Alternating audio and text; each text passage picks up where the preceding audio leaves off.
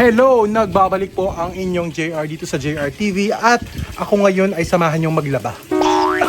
Tambak nga po ang aking mga malilibag na damit, mga lalabhan po yan dahil ako po ay ilang araw na dito sa Davao. I think this is my 6th day.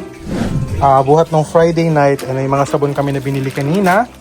Nung kami ay napunta ng palengke na ni Madam Yula, ni Tiberens at ni Mastering Ring. Kasama si Ralph. At si Peter Paul, sama din. Before, dati talaga kami ay nagpapalaban ng damit. So, gumagastos pa dito sa PB House sa pagpapalaban ng damit. Pero dahil nga meron tayong washing machine, first time kong gamitin itong washing na to, tamang-tama, saktong-sakto dahil ako'y paubos na ng damit. Bukas baka wala na akong suotin, kaya ako'y maglalaba.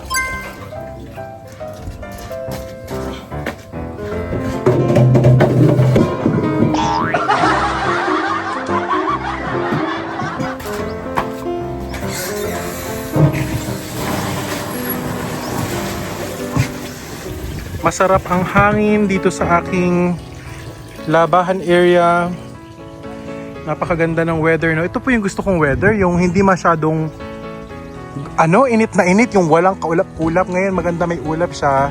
Tapos medyo may hangin, masarap po ang dampi ng hangin sa ating mga pisngi. Pero ako'y libag na dahil nga kami galing po doon sa school, namigay kami ng mga pagkain. Tapos naligo naman ako, pero pinagpawisan ako ng malala.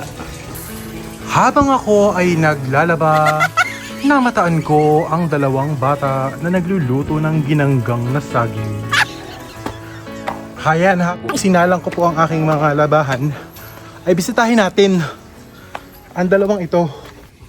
Yan si Master, oh. Master, ano nga yan? Ginanggang. Ano ibig sabihin ng ginanggang? Sinugba. Sinugba, inihaw. Inihaw na saging na mayroon siyang star margarine at sugar. Tama po yun. Sobrang sarap nga po kasi nung ako'y nakatikim nung isang araw ng ginanggang. Gusto mo ng ginanggang, bunso, Ninong? Luluto ka ni Ninong ng ginanggang. Oo, yan ka na naman. Dudumihan mo na naman ako. So si PB Renz po ang nag-iihaw. Oh, ang dumi-dumi mo kasi. Marinid ka. Kaya yun yung tawag na ginanggang. Yun yung word na ginanggang. Pag ginanggang, iihawin sa mahinang apoy. Parang yun. Parang in ba? In. Ah. Si Azu naghihintay na. Ha? Azu! Asu! Hello, gusto mo ginanggang?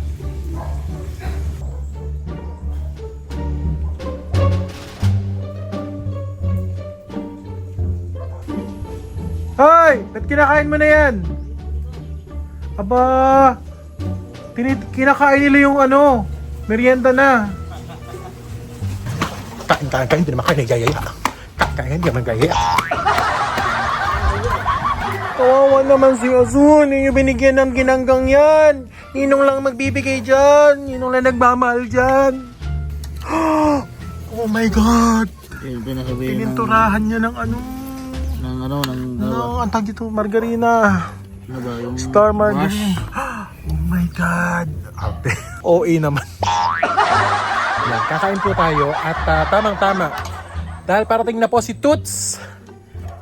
So itong pamerienda namin sa kanyang pagdating mga 1 oras na dito na siya dahil pasakay yata siya ng Grab ngayon. Sana hindi sabutin ng ulan dahil medyo kumukulog po. Ay po tayo.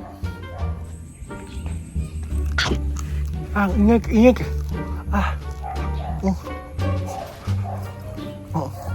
Mayan po. Kakagaling na sa ihawan.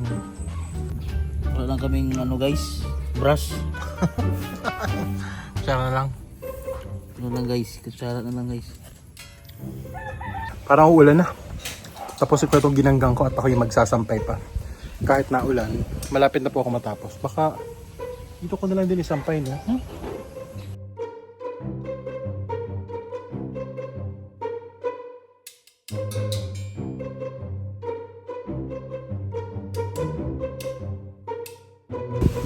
Naku, ayan na po ang malakas na ulan.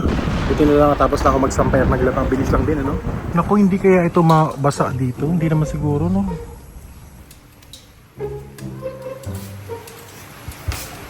Saka na ito!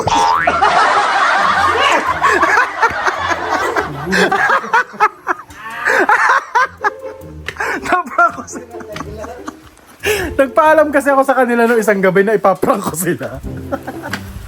Eh, natupad din natin ang prank number 1! Hoy! Hindi yan! And then, si Melvin pala. Kala ko si Tots na. Yan, nag-iihaw na sila dito. Oh.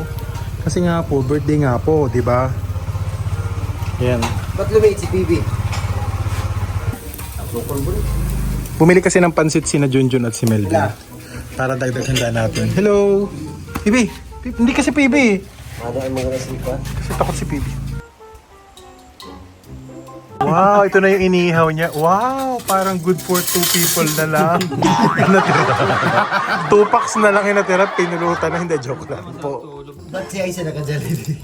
Si Ay sa Jollibee ang kanya. May sumobra po kasi yung rice po nun, kakainin niya. Ako magpapansit ako.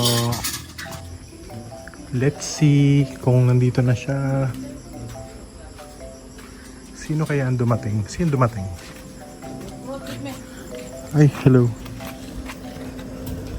Si Toots. Hi, Toots. Po? Upo ka. Ano? Upo ka. Hi, Toots. Hello po. Thank you po, sir. Welcome back. Welcome back to the PB house. Hindi namin mainom-inom, Toots. Akala nyo pinaprank din tayo. Actually, kaya ako ano ng 18 kasi sabi ko, kung nampaprank man siya, at least aabot pa rin ako doon sa birthday niya. Tapos yun, papasukan yung sabi niya kahapon, sabi niya kahapon, hindi naman daw siya nampaprank. Okay, hindi. Ayan lang. The next day. Ayan, tapos na po ang work natin. Ngayon po ay araw ng Friday. Kaya samahan niyo po ako na hanapin si Azu. So ito yung mga nilabhan ko. Oh. Tuyo na po. Yan o. Yan niyo po. Yan to akin kay Renz to. Nilaban niya, tuyo na rin. Pero yung mga nilabhan ko, ayan, tuyo na siya. Pwede siyang gamitin na. Maraming langaw. Pero hanapin natin si Azu. Paglaro po tayo sa kanya. Azu. Azu. Ayan si Azu. Kagabi po kasi sobrang lakas po ng iyak niya. Tagal po niya nag-iiyak. Siguro ilang oras yun. Siguro naghahanap siya ng kasama. Nararamdaman niya pa po kasi siguro na gising kami. Ngayon na talaga kami makakapaglaro nito. Kamusta ka dyan, Azu? Laro tayo. Laro tayo. Diyan ka lang. Bukan dyan. Diyan ka lang. Buka, higa. Miss mo na si Ninong? Love mo si Ninong? Ha? Gutom ka? Gutom ka ba? Pinakain ka doon ni Madam. Pinakain ka ni na Junjun. Huwag ka dyan. Huwag dyan. O, yung cellphone ko isa baka mabagsak. Parang nagpapa-baby siya. Nagpapa-baby si Azu. Hindi pala naman ikaw ba yung naiyak kagabi o si Bernarda? Ano kailangan mo? Mag-hello ka sa kanila. Lakan na ni Azu, no? Kung maalala niyo po, may video pa ako na nang maliit si Azu nung kakabalik niya lang po dito. Hindi pa po pinaliguan ko pa ito. Pero ngayon, ang laki-laki niya na po. Ako lang. Love mo si Ninong? Ha? Love mo si Ninong? Love ako nito. Bait nga po yan sa akin. Noon nga po dumating ako dito, si Azu nga po yung pinakauna kong hinanap. Alam mo, pinagkaiba mo kasi, ang kulit mo. Masyado kang malikot, hindi ka gaya ng iba. Mga takot sa may-ari. Ikaw kasi alam ko sino ka. Oh, huwag yan. Cellphone ko yan.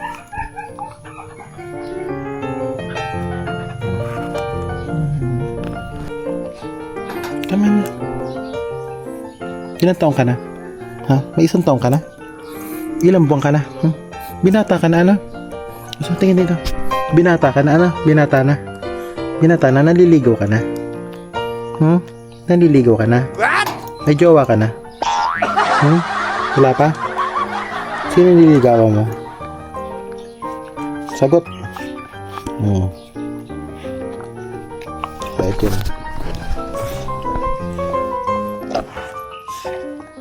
Dito ka. Laba si Ninong. Naligo ka na? Gusto maligo? Panayin na kamay, goto ka. Goto ka ba? Goto ba yun? Tingnan niyo po. Naglalambing po siya. Gusto niya lang pong magpakamot. Diba? Gusto mo lang magpakamot. Ano? Tingnan. Tingnan doon sa ating mga followers. Doon na sila. Andun sila, doon ka tumingin. Huwag sa akin. Naglalambing po kasi siya. Gusto niya pong magpakamot ng tiyan. Love mo si Ninong. Love mo si Ninong. Inaway ka nila.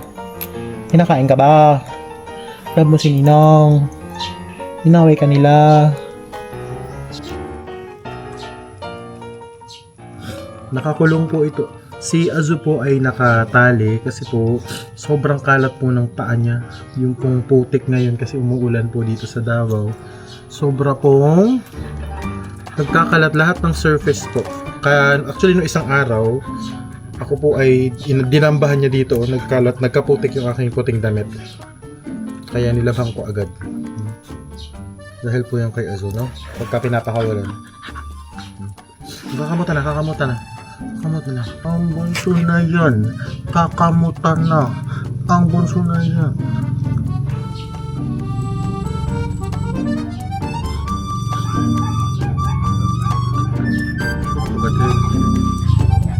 Kagi ka na lang si Kakat eh. O kaya kagating ko ano mararamdaman mo. Tulog ka dyan. Tulog.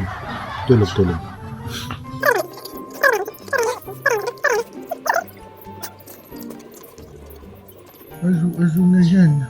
Ang baby na yan. Naglalaming ninong yan. Naglalaming ninong. Putuhan kita. Ako na lang putuhan.